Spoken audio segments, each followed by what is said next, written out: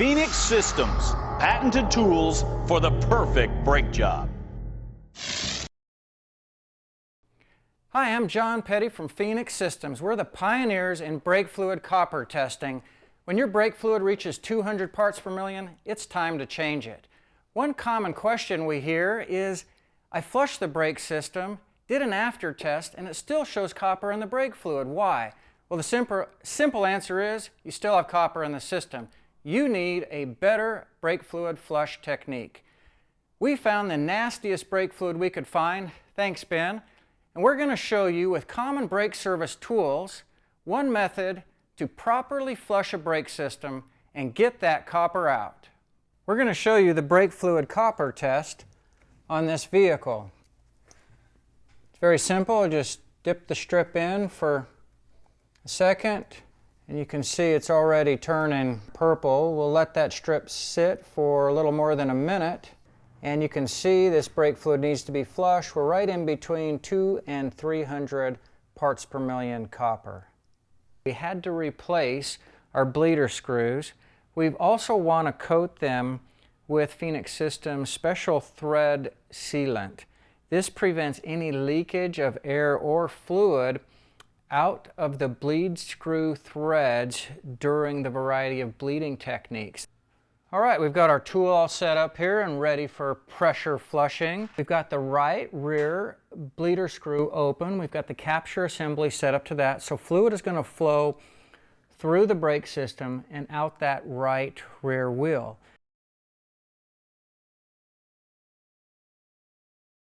The fluid path through this master cylinder reservoir avoids what we call a quick take-up area, a no pressure, a low pressure zone within a master cylinder. The key is to be able to divert that fluid path through the master cylinder into that chamber so that we can flush that high volume area out. Now, how we do that is with a brake pedal depressor. We just have to push the brake pedal in about an inch, and the piston moves in the master cylinder and it changes the flow path. Now, you'll also notice that we have a block under that pedal. That will help prevent the pedal from depressing fully to the floor. We finished our pressure flushing using the brake pedal depressor to change that fluid path through the master cylinder reservoir. But what I'm going to show you is a way to combine two very common techniques. So what we're going to do is I'm just going to pressurize the master cylinder. By the way, we've put our extra long outlet hose on.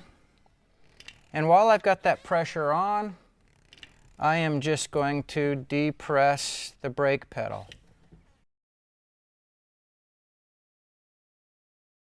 We've run just about 18 ounces of total fluid through each bleeding technique through this right rear wheel circuit. And you can see that when we did the pedal flushing, the fluid was starting to look pretty clear, but you can see that the fluid has still got contaminants in it. And we'll repeat this procedure at each of the wheels, and in that way we'll be able to remove a majority of all contamination within the system. We've performed some after testing and we want to show you what we found. Here's our original test, right in between 200 and 300 parts per million copper. Here is an after test in the master cylinder reservoir, and we're right in between the 30 and 100 volume in the after test. This test was done at one of the calipers, and you can see that we're right in the 30 range. This is acceptable, but this goes to show an excellent example of why the reservoir needs to be thoroughly cleaned. So what we're going to do now is we're just going to clean this reservoir out. Remove the master cylinder reservoir off of this vehicle, and we want to show you what the inside of this thing looks like. Copper ions are in solution. That means they're dissolved within the brake fluid itself. Now, that crud and contamination that you'll see in components like the master cylinder reservoir, that's kind of the cumulative effect of the corrosion of the brake system, the breakdown of the brake fluid, of the lines, of other brake components, etc. Now that crud is like a brake fluid sponge. In fact, its brake fluid is what holds that crud together. So if you don't remove the crud, you're not removing all the brake fluid or the copper ion contaminated brake fluid. So remember, you've got to get the crud out to get the copper out. Now, just to give you an idea, we ran a test just underneath the reservoir, and you can see what the copper level content was just below the reservoir. It was about right around 10 parts per million. All right, we just got this vehicle back from a thorough test drive, and we're going to retest the brake fluid. Let's run through this. This right here was our before test. We're somewhere between 250, right around 250 parts per million copper. This was the after test when we were demonstrating the contamination that can still be left in the master cylinder reservoir even after a half a gallon of brake fluid runs through the system. This right here was what we tested right beneath the master cylinder reservoir when we pulled it off. And you can see that that's in about the 30 part per million range.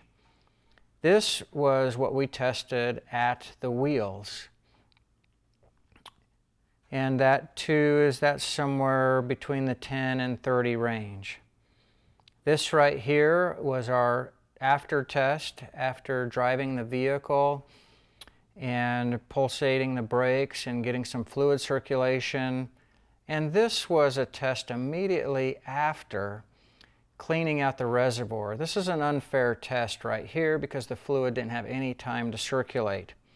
What we'll expect to see in about 2 weeks in this vehicle, we're probably going to end up with about a 30 part per million average in this vehicle within a couple weeks' time as everything circulates around. Well, it's been about a week since we flushed the brakes on our Ford test truck, and Ben's put about 100 miles on it. So we're going to test the copper levels and see where they're at today.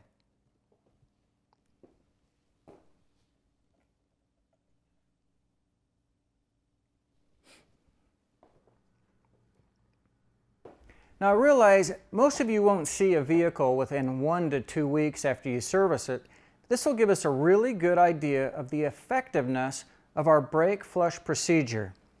And as you can see from our after test that we're between 10 and 30 parts per million copper. So we're about 85% effective in removing copper from the brake system, and that's pretty good. Remember, 200 parts per million copper is the threshold that brake fluid will fail the DOT corrosion test standards. So anytime you can get brake fluid below 200 parts per million copper, you are helping to prevent damaging corrosion. The problem is copper levels will increase quicker going from 100 parts per million to 200 parts per million than they will going from 50 parts per million to 200 parts per million. So that means your customer is going to require service quicker, maybe making them question the quality of your service, saying, hey, I just had this service performed, why does it need to be done again? So that's really important to make sure you do your best to remove as much copper as possible, and that will help extend the time between service intervals. Another great question we hear is, if I replace the brake fluid, will that get the copper out? And what about the crud I see in brake components like the master cylinder reservoir? First, we need to discuss the difference between a brake fluid exchange and a brake fluid flush. A brake fluid exchange is really defined as simply replacing the fluid with the same volume or capacity that exists in the system. A brake fluid flush is using more than the system capacity. We recommend double the system capacity. So in simple terms, this represents a brake fluid exchange, and this represents a brake fluid flush. This is really a powerful demonstration of a couple of key things to getting copper out of the system. One, is you need to clean the master cylinder reservoir out first. That needs to be the first step. So you get all of the contamination that's been stored in there, that's in the cracks and crevices, get that out so you're not pushing it through the rest of the system. So you can just use pristine brake fluid for the rest of your flush. You'd get better results than we achieved here. Next thing to remember, to use a brake pedal depressor. Open that low and no pressure zone of the master cylinder and get fluid in there. Get fluid in that area where standard pressure flushing will not reach. Next, remember to do a combination of bleeding techniques. You can do pressure and pedal flushing. That's what we demonstrated for you today. You could also do a combination of vacuum and pedal flushing. That will also work. The idea is to use the brake pedal to move fluid through the system. Keep in mind you need to put a stop under that pedal so you don't exceed the normal piston travel within that master cylinder bore. This is a great highlight of what you can expect to achieve by doing a proper brake fluid flush.